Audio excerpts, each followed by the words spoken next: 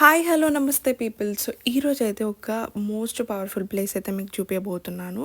So నేనైతే చిన్నప్పటి నుండి టెంపుల్కి వస్తుంటా ఫ్రీక్వెంట్గా. సో ఈ లైన్ ఏంది ఇంత పెద్దగా ఉంది, అసలు స్టాప్ అయితే లేదేంది అని మీరు అనుకోవచ్చు. బట్ ఈరోజు ఒక స్పెషల్ సెలబ్రేషన్స్ ఉన్నాయి. ఏంటంటే ఈరోజు సూర్య భగవాన్ బర్త్డే. సో ఈరోజు అయితే రథసప్తమి వేడుకలు మనకి తిరుమలగిరి సికింద్రాబాద్లో శ్రీ సూర్య భగవాన్ టెంపుల్లో అయితే జరుగుతున్నాయి. లిటరల్గా ఇక్కడ ప్లేస్ మొత్తం జాతర లాగానే ఉంది. మొత్తం స్టాల్స్, షాప్స్ అన్నీ ఉన్నాయి. సో మేమైతే మార్నింగ్ 8 o'clock ఆ టైంలో వెళ్ళినప్పుడు కొంచెం రష్ తక్కువ ఉండే. బట్ ఒక 11 o'clock టైంలో చాలా రష్ ఉండే. సో మనకి టెంపుల్ బయటనే ఇట్లా గోధుమలు, బెల్లము ఇలాంటివి అయితే దొరుకుతాయి. ఎందుకంటే చాలా మెంబర్స్ ఇవి దానం చేస్తారంట గుడి లోపల. సో నార్మల్ డేస్లో కాకుండా రథసప్తమి రోజు అయితే ఇంత రష్ ఉంటుంది టెంపుల్లో. అండ్ అంతేకాకుండా ఈ టెంపుల్ అయితే కొండపైన ఉంటుంది. సో మనకి వీకెండ్స్లో అంత రష్ అనిపించదు, కానీ సండేస్ అయితే చాలా రష్ ఉంటుంది మార్నింగ్ టైంలో. ఈ టెంపుల్కి అయితే పొలిటీషియన్స్, యాక్టర్స్ అయితే చాలామంది వస్తుంటారు. అండ్ మేము వెళ్ళినప్పుడు అయితే మల్లారెడ్డి గారు అయితే ఈ టెంపుల్కి రావడం జరిగింది. సో రథసప్తమి రోజు సూర్యభగవాన్ని దర్శనం చేసుకోవడానికి. సో మీరు కనుక ఈ టెంపుల్ ఎప్పుడైనా వెళ్తే కింద కామెంట్స్లో మెన్షన్ చేయండి. సో మనం ఈ టెంపుల్కి వెళ్ళడానికి బస్ ఫెసిలిటీ కూడా ఉంది. మీరు సికింద్రాబాద్ నుండి తిరుమలగిరి బస్ ఎక్కితే అక్కడే దిగుతారు. ఓన్ వెహికల్ ఆర్ ఆటో ఉంటే మాత్రం చాలా టెంపుల్ కొంచెం లోపలికి ఉంటుంది. సో మనము డైరెక్ట్ టెంపుల్ దగ్గరికి వెళ్ళిపోవచ్చు. మేము వెళ్ళినప్పుడు అయితే చాలా రష్ ఉండే, బట్ లైన్ అయితే చాలా తక్కువ ఉండే. సో కొంచెం జల్దే దర్శనం అయిపోయింది ఒక హాఫ్ అన్ అవర్లో. సో మనకి ఇక్కడ సూర్య భగవానుడే కాకుండా మనకి రాగి చెట్టు ఉంటుంది. చాలా మెంబర్స్ అయితే ఇక్కడ దీపాలు కూడా పెట్టడం జరిగింది మేము వెళ్ళినప్పుడు.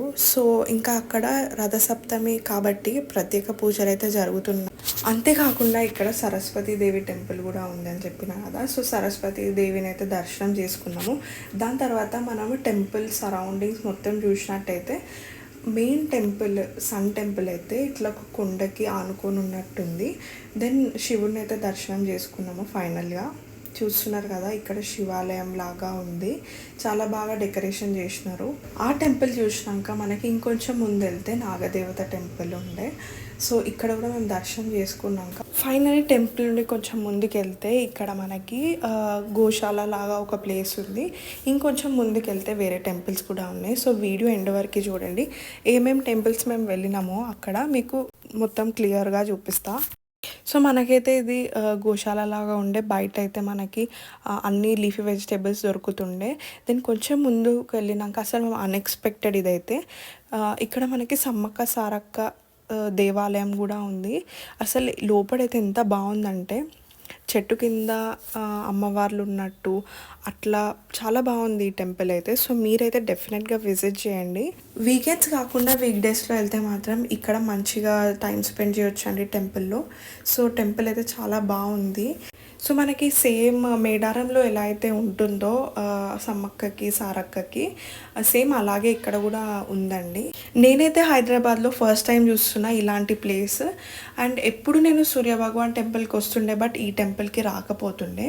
సో నేనైతే అస్సలు ఎక్స్పెక్ట్ చేయలేదు ఈ టెంపుల్ ఇక్కడ ఉంటుందని. ఎందుకంటే ఇది నా ఫస్ట్ టైం ఈ టెంపుల్కి రావడము. సో బయట కూడా మంచిగా గ్రీనరీ ఉంది అండ్ మీరు కొంచెం టైం స్పెండ్ చేయొచ్చు. సో ఈ వీడియో కనుక మీకు నచ్చినట్టయితే లైక్, షేర్, సబ్స్క్రైబ్ చేయండి. అండ్ మీ ఫ్రెండ్స్తో షేర్ చేయండి ఎవరితోనైతే మీరు ఈ ప్లేస్కి వెళ్దాం అనుకుంటున్నారు. అండ్ మనకి ఇక్కడ సమ్మక్క సారక్క టెంపుల్ పక్కనే ఇట్లా ఒక పుట్ట కూడా ఉంది. సో ఇక్కడ మీరు అమ్మవారిని దర్శనం చేసుకొని వెళ్ళొచ్చు. సో నాకైతే చాలా యూనిక్గా అనిపించింది ఈ ప్లేస్ అయితే.